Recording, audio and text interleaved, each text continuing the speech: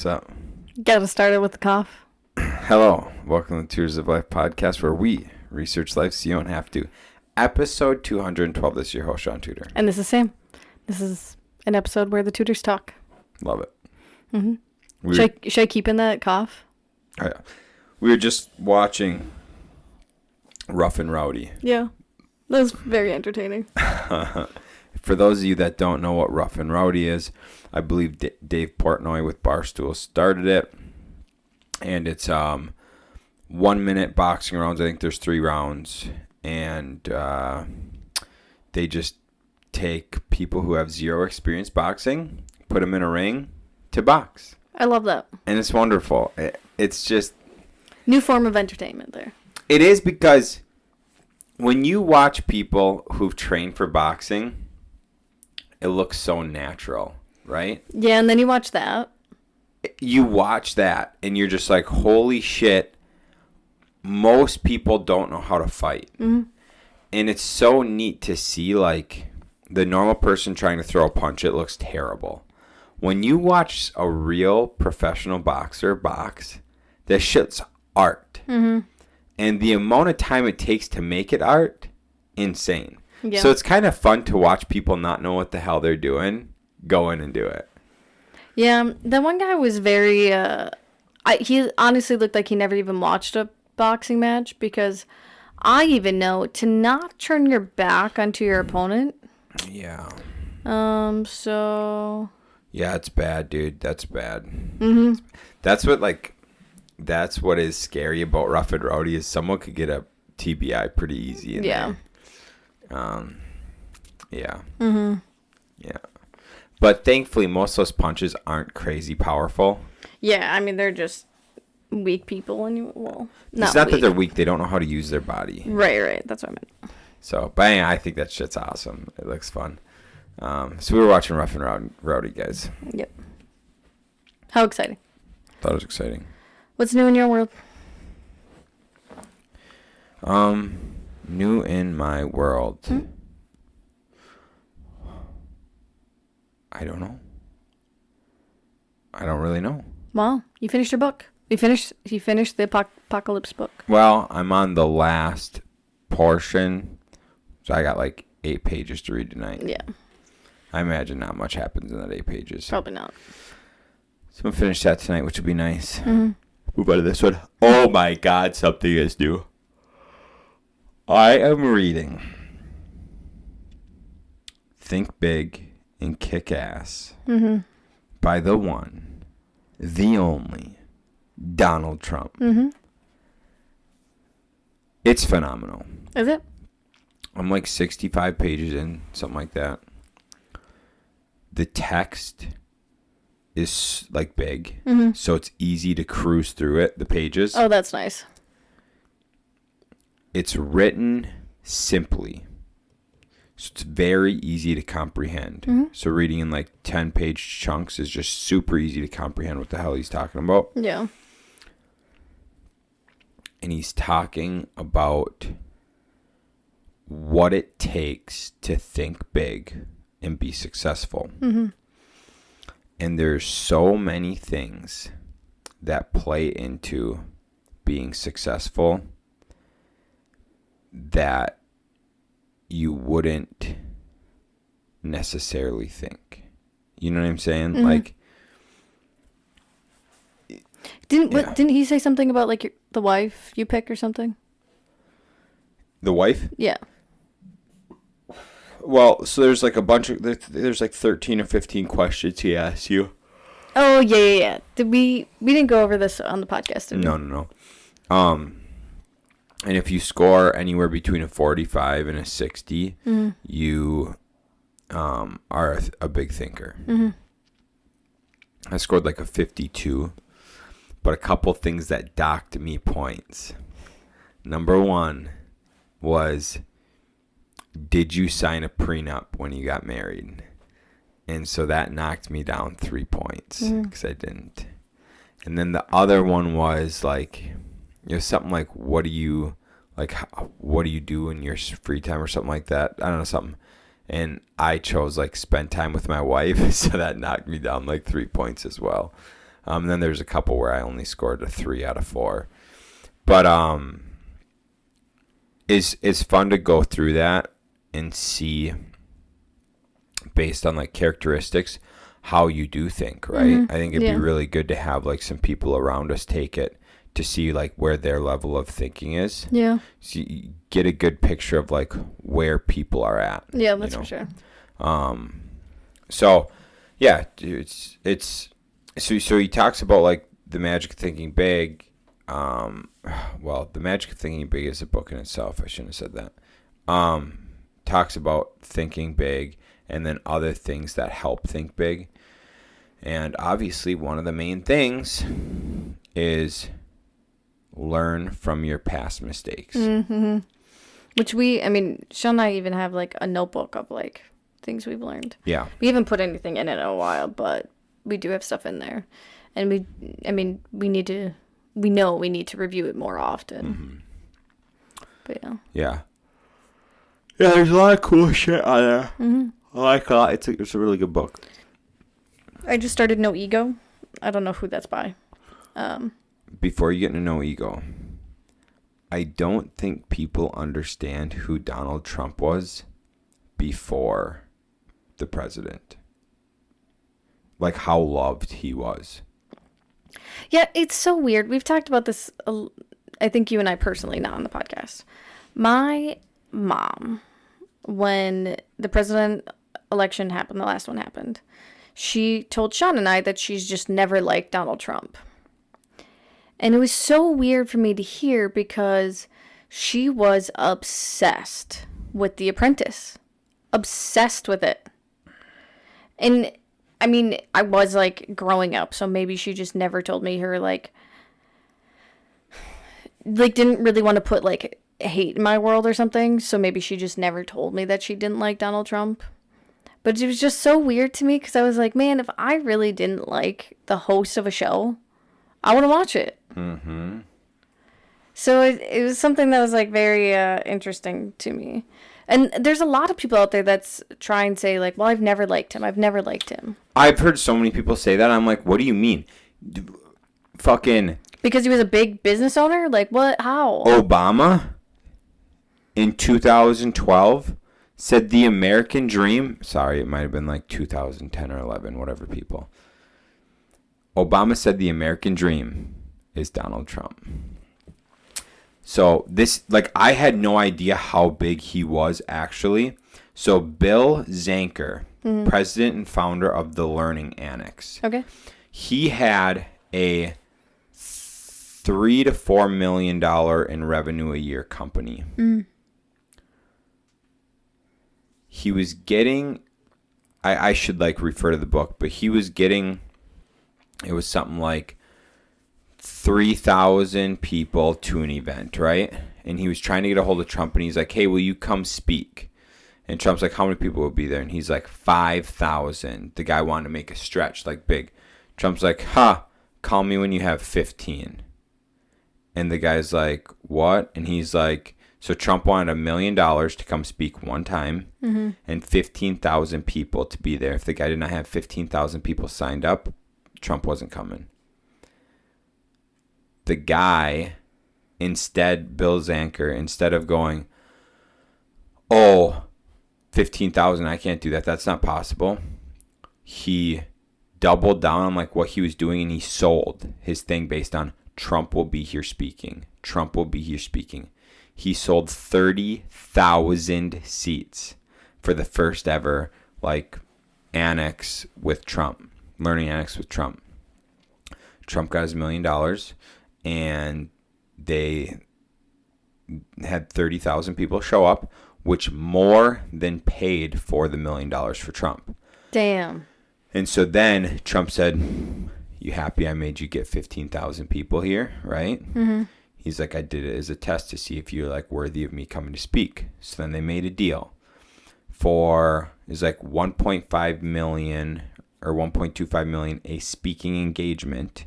Trump would speak for the Learning Annex like 20 times a year. Or something like absurd. Or maybe it was over a certain contract, but he'd speak from like 20 times for $1.5 million a time. And Bill's job was to fill each arena with 15,000 plus people. Damn, dude. And that's what they did. That's so cool. So can you imagine, like, and you think about that money to Trump probably isn't even crazy. No. But you're talking 20, 30 times of speaking, getting $1.5 a time. But think of I think they said one event they had 62,000 people at. That's so cool, An dude. event in California, they had 62,000 people. They had the population of Eau Claire, Wisconsin at an event. For Donald Trump. And the reason Donald Trump requested the 500,000 increase, he said, you would not have this if I was not the face of it. That's so true. And Bill's like, you're right. Yep. That's so cool, dude.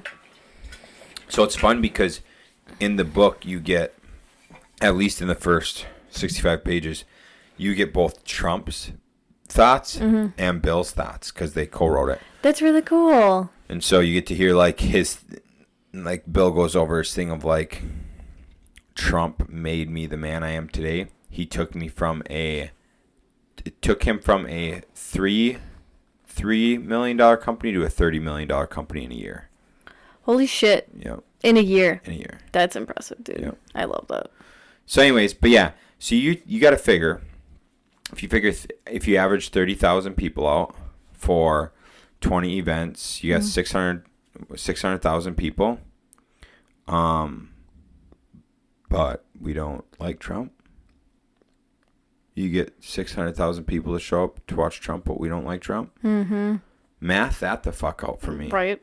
And this was in 2000. They wrote the book in 2007, so this was like 2005 time frame. Well, and his TV show was massive. It was Huge. boom. Huge. Yeah, his show was massive, and even like it'd be fun for us to like see if we can go back and watch some of the show, because I bet you we would learn from it. Oh, dude. Did you ever? 100%. Have you ever watched it? I've watched like maybe a half an episode. Oh my gosh. All I know is this. I do a lot of like education, self-development. I was watching a gentleman one time. He was in his 70s, billionaire, multi-billionaire. They asked the guy, who are your mentors? Who are your coaches? He went, grabbed a couple books off the shelf, and he's like, these are my mentors. I don't need anything else in my life than these books to continue to make more billions. That's so cool. And so it just goes like, Trump's a billionaire, right? He's been a billionaire for over 20 plus years. He's been a billionaire. Yeah. For over 20 years, he's been a billionaire. So if you took and you just read his books, you implemented his tactics, you watched The Apprentice, you could become a billionaire. Because he shows you how to do it. He explains everything. You just have to be willing to go do it. Adopt that mentality and execute. You could be a billionaire. Damn. It's crazy. That's why, like, dude, there's so much, like, content out there. There's so much shit out there. Yeah. Endless amounts. Like, this is why, we've talked about masterminds. We've talked about coaching and all that shit, and I think it's important, absolutely. But if you have discipline and you can take and implement what you learn from a multi-millionaire or a billionaire, you can be them as well. Yeah. Like if you just took the MF CEO project by Andy, 350 episodes or so, you could go become a 9-figure millionaire just by listening to those podcasts. Oh, yeah. As long as you take what he is telling you and implement.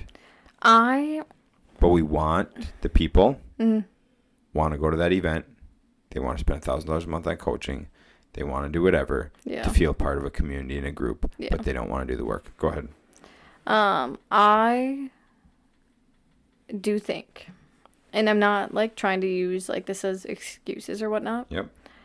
I do think it was a lot easier to become very successful and disciplined 25 years ago. 100%. Like, we have, like, I'm not saying it's harder, like, business-wise. I think it's harder now because of all the distractions. Yeah, I agree. Yep. Phones, dude, are the biggest distraction in the world. TVs. You couldn't binge watch TV before.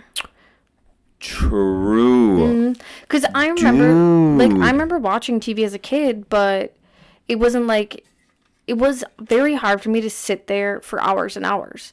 I would sit there and watch my one TV show that was on from 7 to 8 on Tuesday night, and that was it. I remember the most we did growing up, there was I think it was Thursday night or Monday night. We had 2 TV shows. So there's in total 2 hours we'd watch TV. And even sometimes doing that, it's like, we're going to go outside.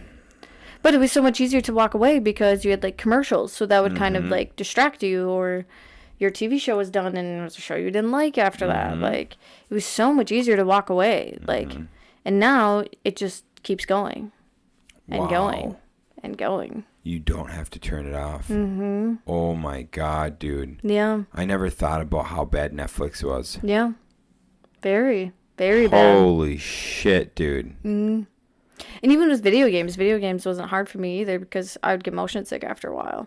So I could usually play for like an hour, maybe 2 at a time. Well, how much Frogger do you really fucking play? Frogger? Yeah, an hour or 2, and then you're like, well, I've played enough Frogger. Well, I was talking about like in high school. Oh. Like. Yeah, huh. I meant more like computer games, yeah. No, babe. Nintendo. Frogger on the Nintendo. Have you ever played Duck Hunt? Yeah.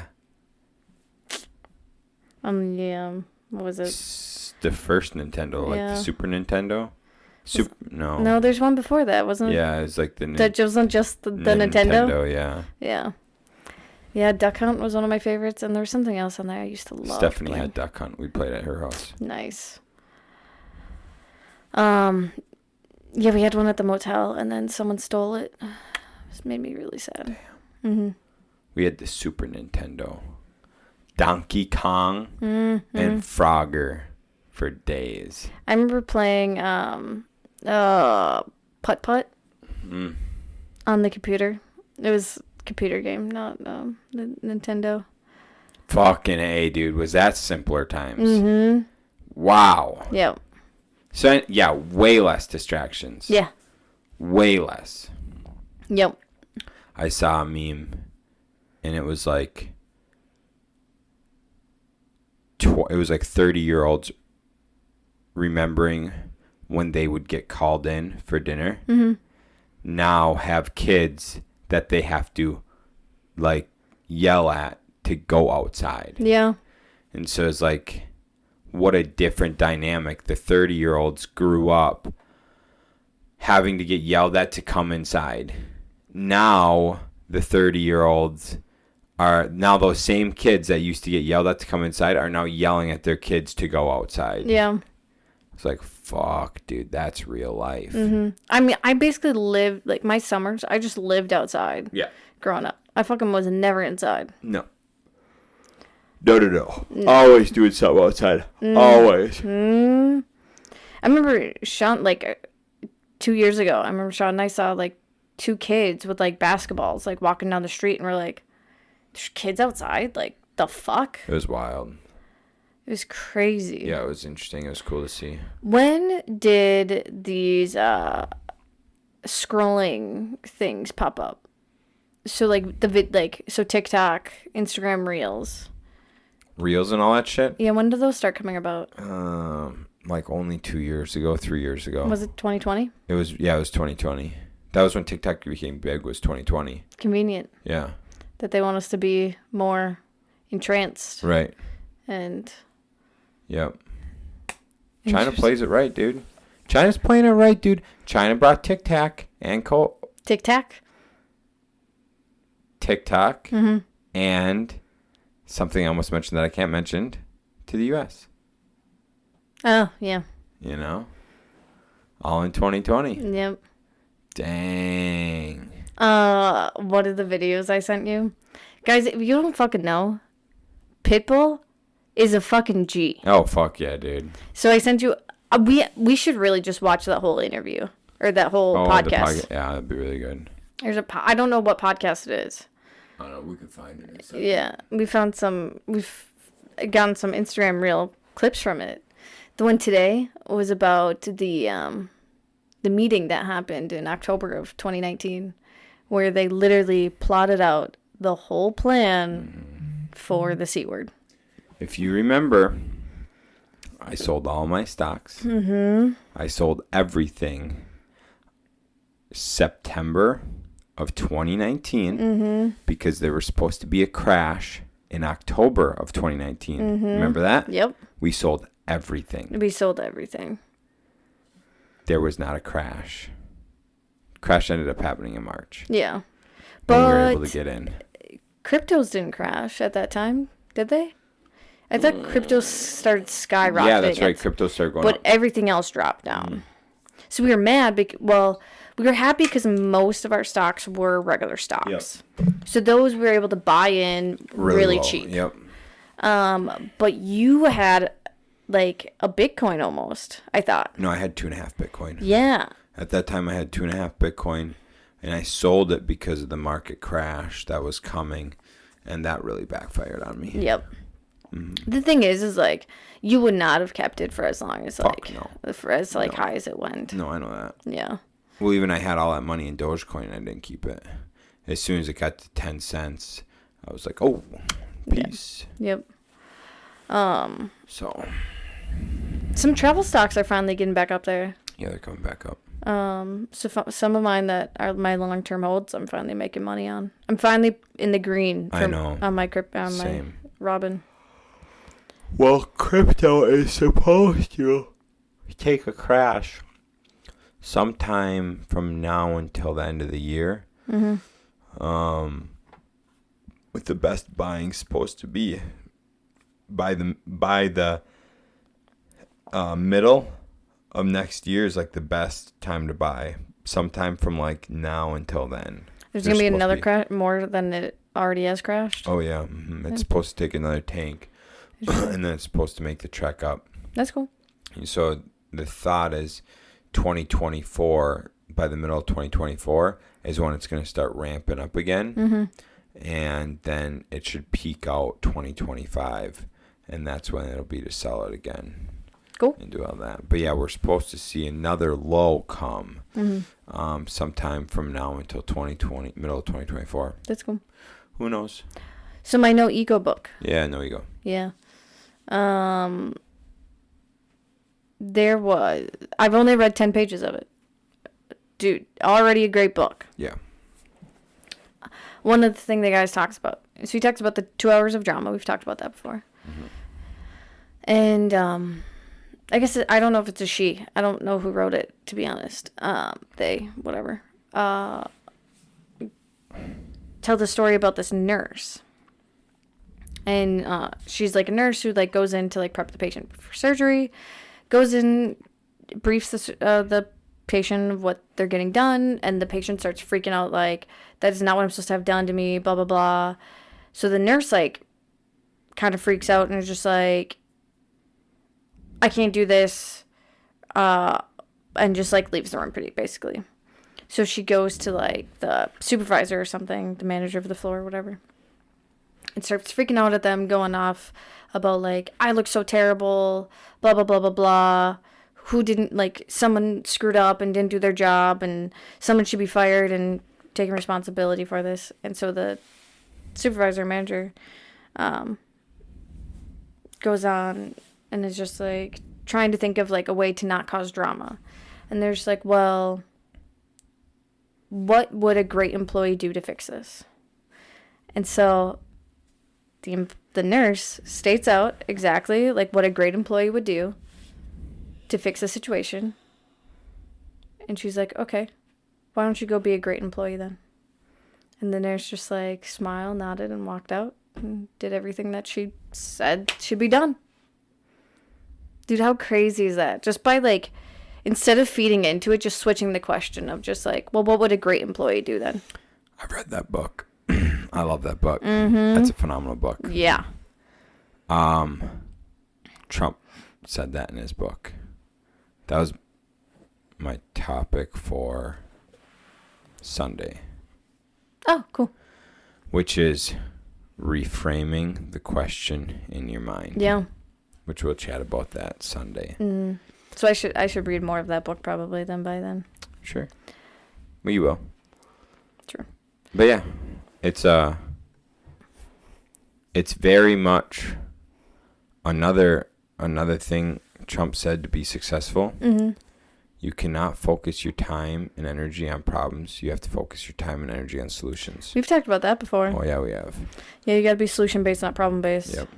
And it's all part of like that mindset shift, right? And it's as easy as identifying it. So it's like, what would a great employee do in this situation? It's that easy. It's the same thing with like being problem based by solution based. We think of problem, and you go, okay, well, fuck. If I'm always having problems, what's the solution here? Come up with the solution and go, oh fuck, okay. It makes you stay in a positive mind instead of a negative mind. Right. Yeah, that's very true. It makes me like try to like rethink of a lot of things I've been like doing like in life. Yeah. I'm just trying to think of it in the positive way instead of the negative way. Yeah. Definitely. That's cool. I like love that shit. Yeah. So I'm very excited to read that one. We had a power wish on Monday. You didn't know. I didn't tell you. This one was a new moon in Cancer. Okay. So that one was all about like family life and freaking fertility and shit like that. And I was just like, yeah, I'm going to stay far away from any of that family shit. Yeah, you don't need that right now. Nope. Got no time for that. Nope. So. Cool. So you didn't do a power wish? I did, but you can do it like based like on other things. So Cancer is just more about like the family life. Sure. So that's just like what's going to be like stronger to wish on. So like I can tell you my wishes. It doesn't have to be a secret. So like one of them was just like I intend to be in a good financial place before having children or something. So then like that, like, so now whenever we have kids, like my wish is to make sure that we are financially in a good place for it. I like that. All right. So yeah, so that's why I did a couple of different ones like that. Cool. One last thing I want to talk about. Okay. Like for the whole podcast? Oh, I don't know. Oh, okay. I'm just curious. I want to talk about continuing to shop around. So many people. I'll give my first example. Kyle and I always get trim and doors from Menards. And a lot of the time, it's shitty quality. Yeah. Oh, yeah. Most of the time, it's shitty quality. We were in at, where the fuck was I? Lyman Lumber. Thank you. We were in at Lyman ordering cabinets. Because Josh and Audrey recommended us to order cabinets from Lyman Lumber. On average, a cabinet set from Lyman is about, I would say, probably 15% more expensive than Menards cabinets, okay? We were in there getting cabinets. We walked into the trims and door, and we're like, hey, out of curiosity, like, what's up with these? They're like, oh, yeah, that's like 1 week lead time for that shit. We can order it in, whatever. Cool.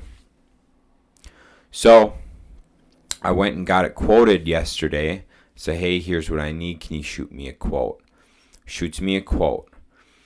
We ended up not going with it because it is a week lead time. And we want to get rolling on it tomorrow. Okay, yeah. But also, we decided to do a change of color. So the color I got quoted is different. So anyways, whatever. We decided to do a change of color. But what's crazy? Mm-hmm. It was the same price. It was the same price to get trim and doors from Menards as it was from Lyman Lumber. And the quality at Lyman Lumber is not even comparable. Yeah. The quality's not even it's on a next world level. Mm-hmm. It's the same price. That's insanity, dude. Another thing, drywall. We always got drywall from Menards, right? Mm-hmm. The guy we used to have hang drywall for us was too busy, so we used a new guy. New guy charged a little bit more, but not much more. He called and ordered drywall from a different company. Okay? Mm-hmm. You want to know why that's interesting? Most drywall sheets are 4 foot wide, right? Yeah. Yep. So it's 4 by whatever. These guys ordered in 4.5 wide sheets for 9-foot ceilings. For 9-foot ceilings by 12 foot. And Kyle and I were like, you can do that?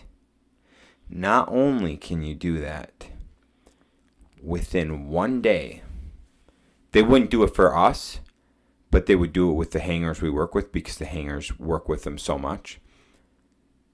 They delivered the next day all the material we needed to the door. Then they came and picked up the excess. Stop. So we ended up paying, it's like maybe $1 or $2 more a sheet, but you get more surface area. Mm-hmm. And they fucking deliver. And they pick up. And think of how much time that's saved not having to cut a fucking... Oh my God, dude. A foot off of every board. So anyways, dude, it just like fucking slapped me in the face with how significant it is to shop around. I've noticed some like supply places around here, and I've like wondered if you've ever like looked into them. Because there's like the one down the road here. There's the one across the highway. So that one? Mm-hmm. The one by US Bank? Yeah. That's the drywall place. The one across the highway is siding. Mm-hmm. I don't use them. It's siding and a bunch of building materials. We started using Beacon.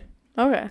Beacon has cheaper and more quality shingles than Menards. Interesting. And they deliver for like $75 onto the roof. Onto the roof? Yeah. Then I and then I also started using ABC Supply. Yeah. For trim coil for windows. Yep. Same price as Menards, but you're supporting a smaller business. Yeah. What I noticed on both those places, custom order windows, okay? Beacon is like right about the same price as Menards. Mm-hmm. Similar lead time, right? ABC Supply is probably about 10% more expensive, 2-week lead time. So, like when I have a short lead time, I can now go to ABC, boom, get them, pay a little bit more, but I have a short lead time is what it is. Yeah. But like we've got our rentals. So instead of custom ordering from Menards and paying the same amount in the same amount of time, I'm going to go get better windows, support a small business, Beacon, get their windows, and since we don't need to do it like right away, 4 to 6 weeks is fine. That's awesome. Dude, it's... And yeah, just to think of like how much better quality that's going to be. Carpet City is another one. Cheaper. A lot of the times you can get carpet cheaper, like especially remnants, dude. Like their remnants way cheaper. So like for flips, if we don't need the same carpet, take it.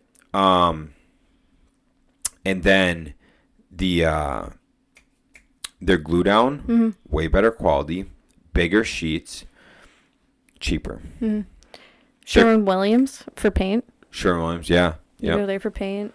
But the one caveat I will say with Carpet City, if you're doing the click together, way too expensive at Carpet City. Yeah. But I don't do that anyways, so it doesn't matter.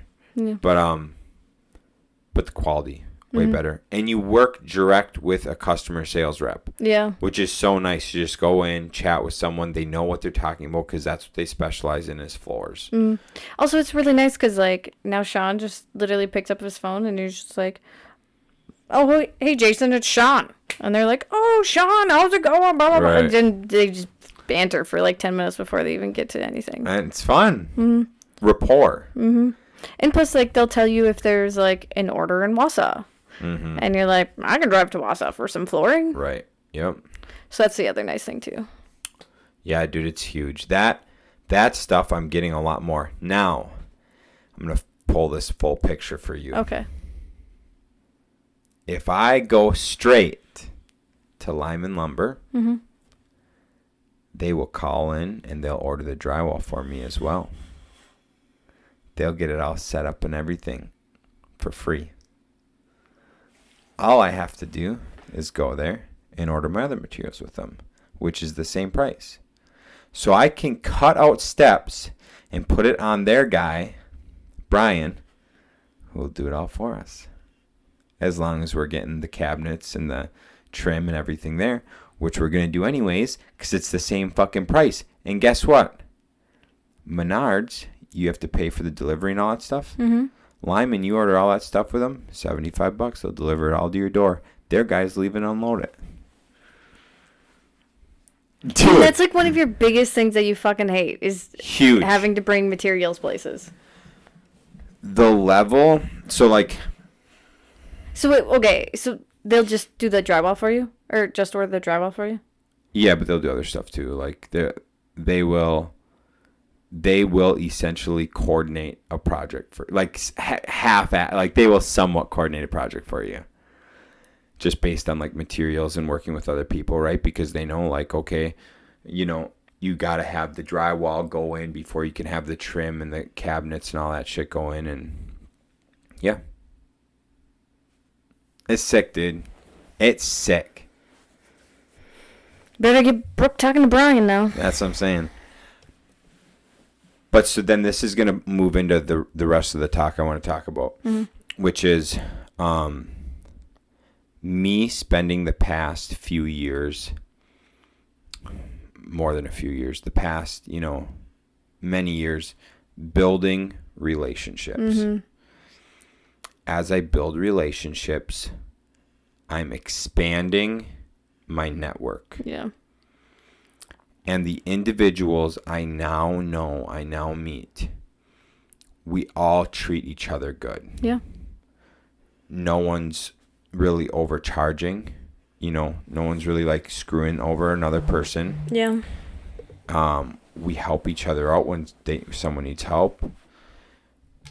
And we do this all, and we're able to all like have a good living for a reasonable price. Yeah. We're able to provide customers with reasonable prices. We're able to do these things. And we're not charging crazy like some of these construction companies. Some of these bids I hear people get where I know the cost for us to do something, the cost for like, dude, we've talked about it on roofs. The cost for us to do a roof one time, was like $7,000. Yeah. $8,500. $8,500 was our cost. We got quotes for $11,000. That's fair. That's not unreasonable. No. That's fair. $11,000. We got one at $18,000.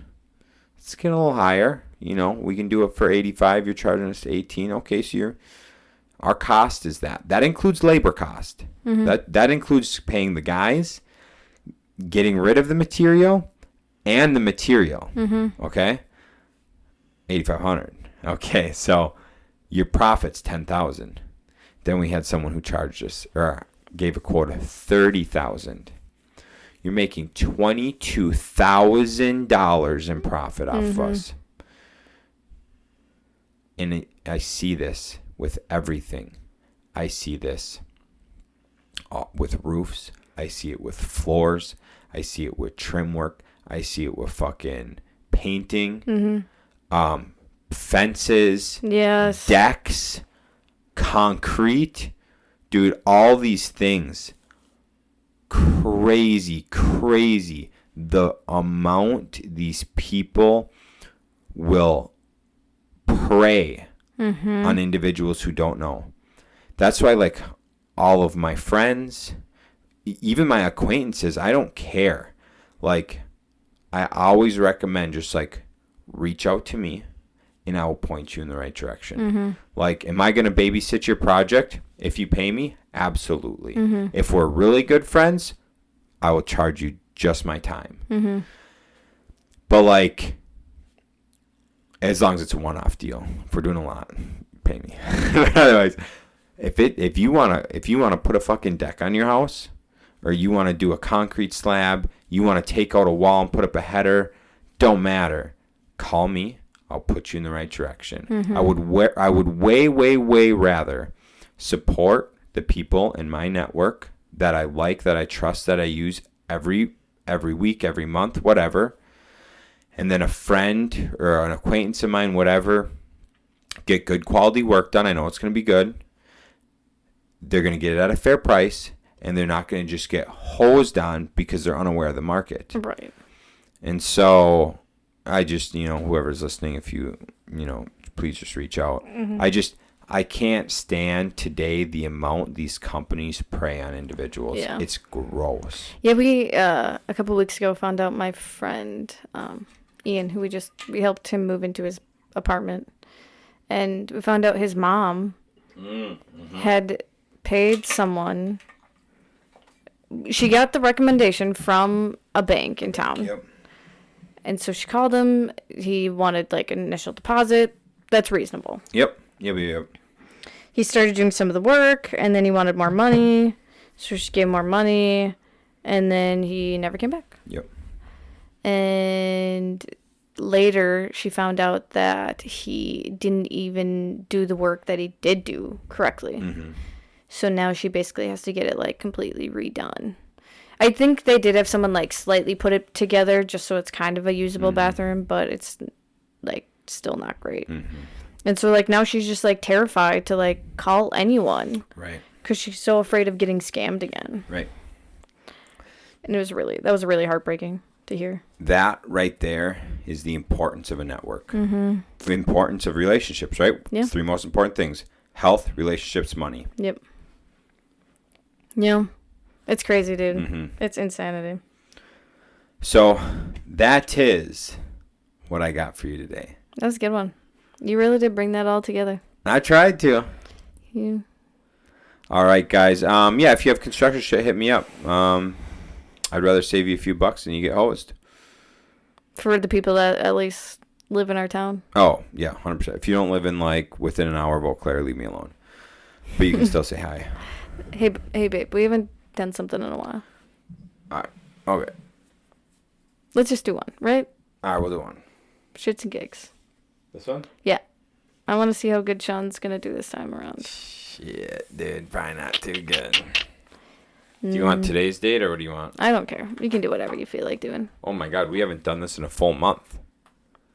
How do you know that? Oh, yeah. We did not do any of June, did we? No, I think we did at the very beginning. Or maybe I just skipped to June. Well, we've... I don't know. Definitely not done in over a month. Yeah, probably. So it's the 18th. It is the 18th. Harry, Ron, Fred, and George were planning to go up the hill to a small paddock the Wesleys owned. The Weasleys. The Wesleys? The Weasleys owned. Wow. It was surrounded by trees that blocked it from the view of the village below, meaning that they could practice Quidditch there as long as they didn't fly too high. They couldn't use real Quidditch balls, but would have been hard to explain if they had escaped and flown away over the village. Instead, they threw apples for one another to catch. Oh, man. Do you remember this? I remember this. I don't remember this at all. I remember this very, very vividly, but I cannot think of what book it's in. It's got to be one of the ones that he goes there for the summer, which maybe it's the one right before, with the Quidditch World Cup, which would have been the Goblet of Fire. Harry Potter and the Chamber of Secrets 2. It's right? in number 2? Yeah, bro. What chapter? It's got to be 4. It is chapter 4. Yeah. At Flourish and Blots. What? Yeah, bro. I don't because remember I knew it was one of the ones where he went there before the term started.